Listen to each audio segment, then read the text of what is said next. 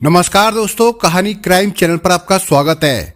दोस्तों, आज की हमारी जो क्राइम की कहानी है वो है जयपुर राजस्थान से।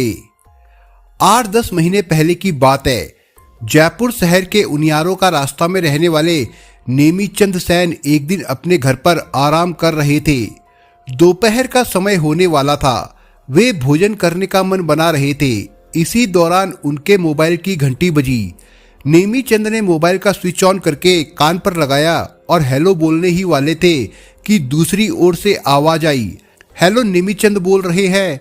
हाँ, बोल रहा हूँ, नेमीचंद ने सहज भाव से जवाब दिया, लेकिन पूछा भी कि आप कौन बोल रहे हैं? मैंने आपको पहचाना नहीं। नेमीचंद जी, हम दिल्ली से बीमा कंपनी के कस्टमर केयर से बोल रहे हैं, कॉल करने वाले ने बताया। हाँ ठीक है, बताइए आपको क्या काम है? नेमीचंद ने सवाल किया। नेमीचंद जी, हमने इसलिए फ़ोन किया है कि आपको कुछ फ़ायदा हो सके। अगर आपकी इच्छा हो तो आगे बात करें, दूसरी ओर से फ़ोन करने वाले ने कहा। मेरी समझ में नहीं आया कि तुम कैसे फ़ायदे की बात कर रहे हो? नेमीचंद ने फिर सवाल किया। नेमीचंद जी, आपके पास बीमा पॉलिसी है। बीमा कंपनी तो आपको कुछ देगी नहीं, लेकिन हम आपका फ़ायदा करवा सकते हैं। इस पर आपको अच्छा भला बोनस मिल जाएगा, दूसरी ओर से कहा गया। ठीक है, लेकिन अभी मैं कहीं बाहर जा रहा हूँ, तुम 1-2 दिन के बाद फ़ोन करना। नेमीचंद ने उस समय टालने के लिहाज से कहा। ठीक है सर, आपकी जैसी इच्छा। हम 1-2 दिन में आपको फिर से फ़ोन करेंगे, तब तक आप विचार बना लेना, दूसरी तरफ से फ़ोन करने वाले ने कहा। इसके बाद फ़ोन कट गया। नेमीचंद हाथ मुंह धोकर भोजन करने लगे। भोजन करते हुए उनके मन में फ़ोन करने वाले की बात घूमती रही कि बीमा पॉलिसी पर बोनस दिलवा देंगे। नेमीचंद के पास जीवन बीमा पॉलिसियां थी। ये पॉलिसियां उन्होंने अपने भविष्य के हिसाब से ले रखी थी ताकि जीवन में ज़रूरत के समय पर पैसा मिल जाए। उन्हें ये तो पता था कि जब पॉलिसी की समय अवधि पूरी हो जाएगी तो उन्हें पूरी रकम मिल जाएगी, लेकिन उन्हें ये पता नहीं था कि पॉलिसी पर कोई बोनस भी मिलता है। इसलिए फ़ोन करने वाले ने जब बोनस दिलाने की बात कही तो उनकी दिलचस्पी बढ़ गई थी। इस बात के तीसरे दिन नेमीचंद के मोबाइल पर दिल्ली से फिर फ़ोन आ गया। इस बार एक युवती बोल रही थी। उसने नेमीचंद से कहा कि साहब, 2 दिन पहले हमारी कंपनी के मैनेजर ने आपको फ़ोन करके बीमा पॉलिसी पर बोनस दिलाने की बात कही थी। उसके बारे में आपने क्या सोचा है? हाँ, फ़ोन तो आया था, लेकिन मैंने अभी तक कुछ भी नहीं सोचा है। तुम ये बताओ, मुझे करना क्या होगा?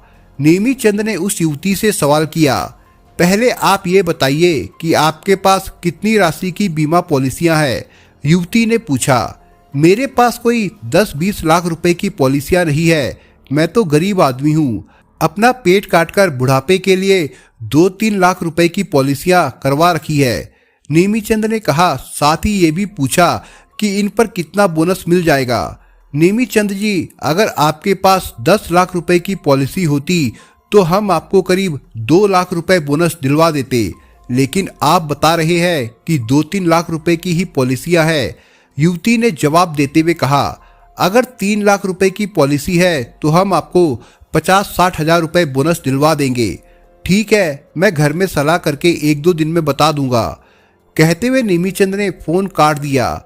उसी दिन शाम को नेमीचंद ने अपने परिवार वालों से इस मुद्दे पर बात की।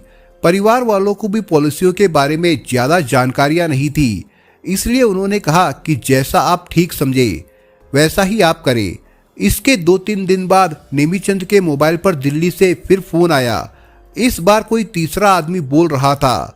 उसने नेमीचंद से सीधे ही पूछा कि पॉलिसी के बारे में आपने अपने परिवार से बात कर ली होगी, अब आपने क्या विचार बनाया है? विचार तो हमने बना लिया है, लेकिन मुझे करना क्या होगा? नेमीचंद ने पूछा। सर, आप अपनी पॉलिसियों के नंबर, कंपनी और उनकी मैच्योरिटी डेट बताइए, नेमीचंद ने झुंझलाते हुए कहा। पॉलिसी क्या मैं जेब में रखकर घूमता हूँ जो उनके नंबर और दूसरी चीज़ें बता दूँ? साहब, नाराज होने की बात नहीं है, मैं 10 मिनट बाद आपको फिर से फ़ोन करूँगा। आप तब तक अपनी पॉलिसी निकाल ले, फिर मुझे बता देना। फ़ोन कटने के बाद नेमीचंद ने अलमारी से पॉलिसी निकाल कर देखी। इतनी देर में दिल्ली से फिर से उसी आदमी का फोन आ गया। उसने जो बातें पूछी वो नेमीचंद ने पॉलिसी देखकर बता दी। फोन करने वाले ने सारी बातें पूछने के बाद कहा, नेमीचंद जी, आपको 50,000 रुपए से ज्यादा बोनस मिल जाएगा, लेकिन इसके लिए पहले आपको कंपनी के खाते में 15,000 रुपए जमा कराने होंगे। 15,000 क्यों? नेमीचंद ने सवाल किया। नेमीचंद जी, बीमा कंपनी वैसे तो पॉलिसी होल्डर को सीधे तौर पर कोई बोनस नहीं देती है, लेकिन हम कंपनी के एजेंट हैं। कंपनी हमें बिजनेस प्रमोशन के नाम पर इंसेंटिव देती है। हम उस इंसेंटिव में से आपको बोनस की रकम देंगे। आप जो 15,000 रुपए देंगे वो पैसा कंपनी के खाते में ही जमा होगा। फोन करने वाले ने नेमीचंद को संतुष्ट करते हुए कहा। नेमीचंद को उसकी बातें ज्यादा समझ नहीं आई, फिर भी उन्होंने सोचा कि अगर 15,000 रुपए देकर 50,000 रुपए बोनस मिल जाए तो क्या बुराई है। यही सोचकर उन्होंने फोन करने वाले से पूछा, मुझे पैसे कहाँ जमा कराने होंगे। फोन करने वाले ने नेमीचंद से कहा कि उसके मोबाइल नंबर पर SMS के जरिए एक खाता नंबर भेजा जा रहा है, इसी खाते में पैसे जमा कराने हैं। इसके बाद फोन कट गया। 1 मिनट बाद ही नेमीचंद के मोबाइल पर मैसेज आ गया। मैसेज में एक खाता नंबर लिखा था। नेमीचंद ने वो खाता नंबर एक कागज पर नोट कर लिया।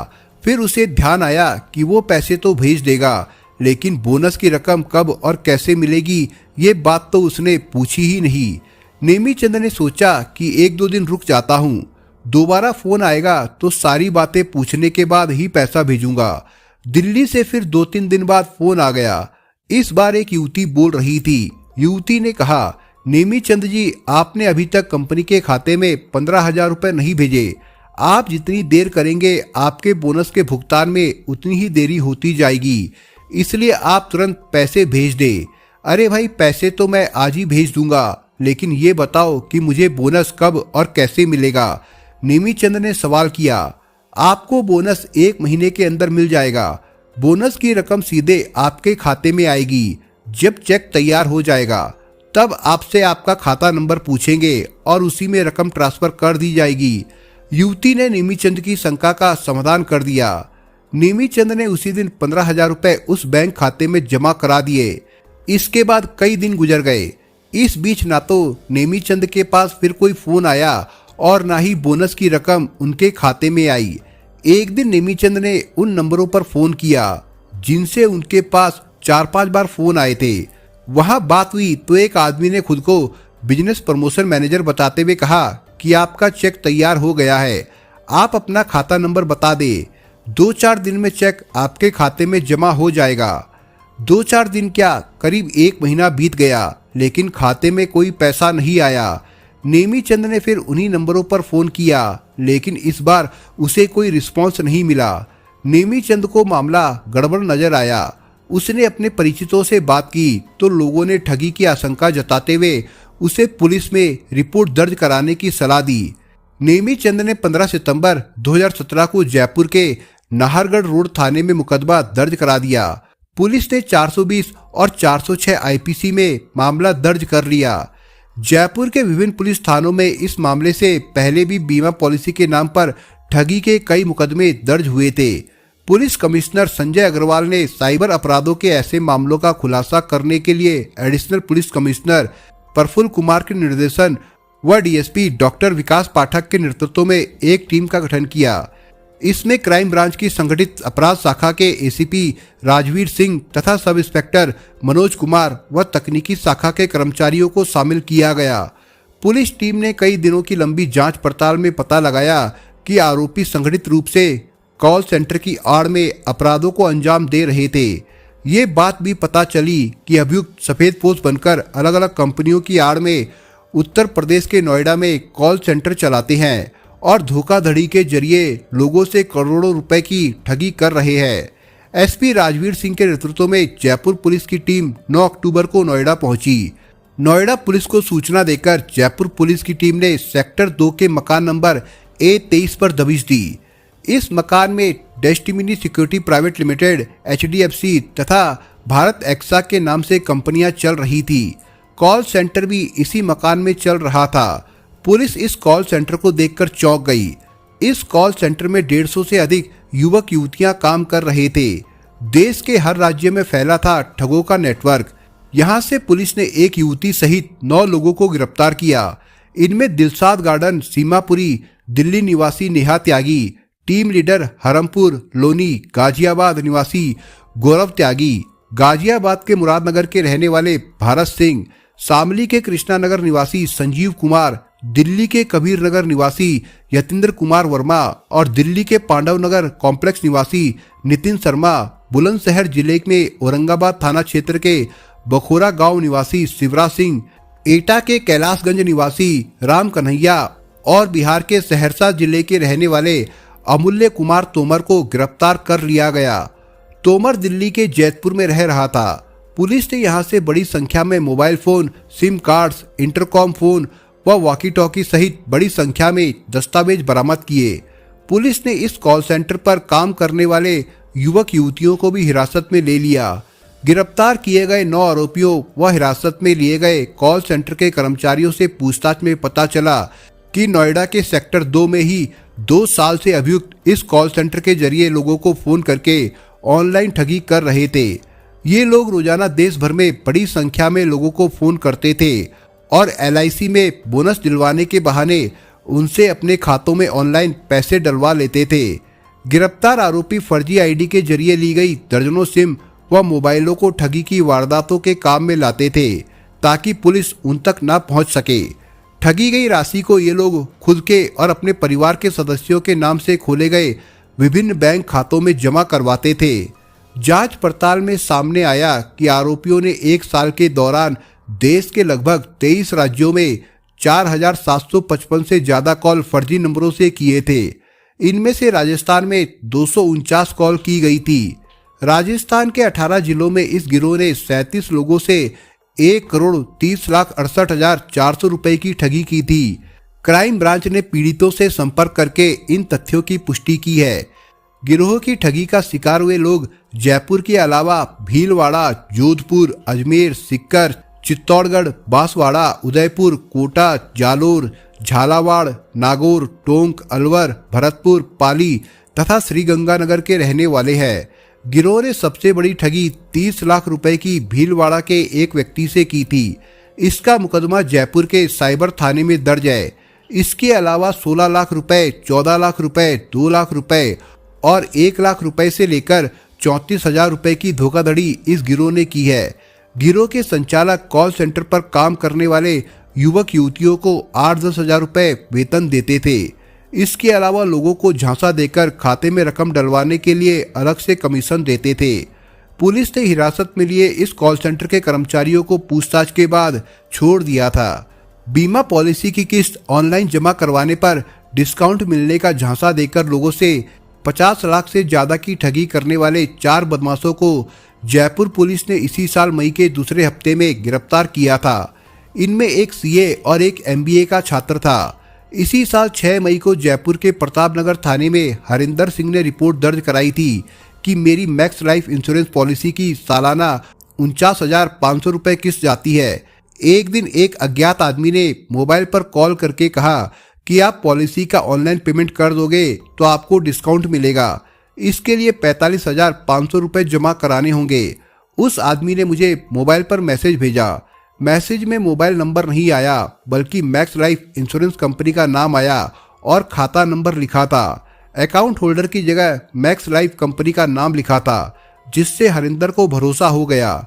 उसने ऑनलाइन बैंकिंग के जरिए 4 मई को अपने खाते से 45,500 रुपए उस खाते में ट्रांसफर कर दिए।